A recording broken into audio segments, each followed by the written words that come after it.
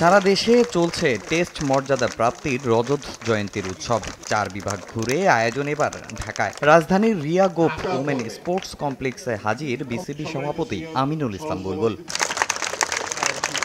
বাংলাদেশের প্রথম test centurion প্রায় 2 যুগ পর যুক্ত হয়েছেন দেশের ক্রিকেটের সঙ্গে। টেস্ট ক্রিকেটের 25 বছর পূর্তি উপলক্ষে সারা দেশে হচ্ছে ক্রিকেট কার্নিভাল। তবে 25 বছরে দেশের ক্রিকেটের বেহাল দশা দেখে হতাশা তার কণ্ঠে, যদিও আর ভাবতে চান না পেছনের বিষয়গুলো নিয়ে।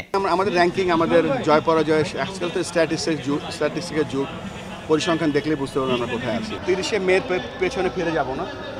আমরা একটা স্ট্যান্ডার্ড সেট করতে চাই এখন থেকে, যেই আসুক পরবর্তীতে। We are not permanent here. তো এমন একটা স্ট্যান্ডার্ড সেট করতে চাই যেটা দিয়ে আমরা ক্রিকেট এবং ক্রিকেটারদের উন্নয়ন করতে পারি। আর টেস্ট ক্রিকেটটা যদি আমরা মনোযোগ দেই, টেস্ট ক্রিকেট বলতে বোঝাচ্ছে যে মাল্টি ডে বা 2 দিনের ক্রিকেট, 3 দিনের ক্রিকেট, 4 দিনের ক্রিকেট, এটাই মনোযোগ দিলে আপনি অটোমেটিক্যালি আপনার 50 ওভারের ক্রিকেট এবং T20 ক্রিকেটে আপনি ভালো করতে পারবেন। এই জায়গাগুলোতে আমি ফোকাস হয়তো কম হয়েছে বা হয়নি।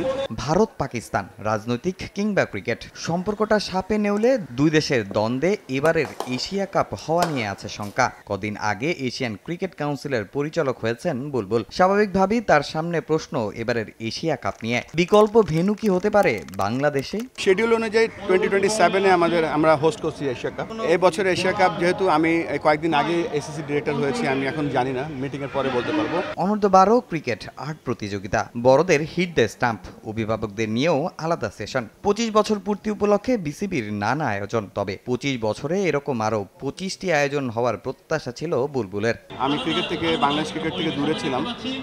আমি আশা করেছিলাম 25 বছরে হয়তো 25টা প্রোগ্রাম হবে।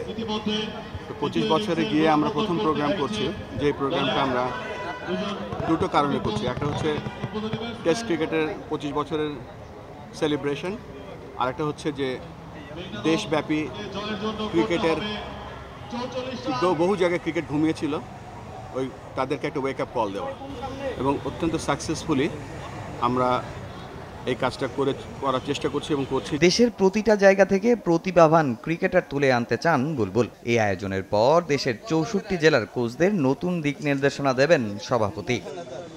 তামিম হোসেন, সময় সংবাদ, ঢাকা।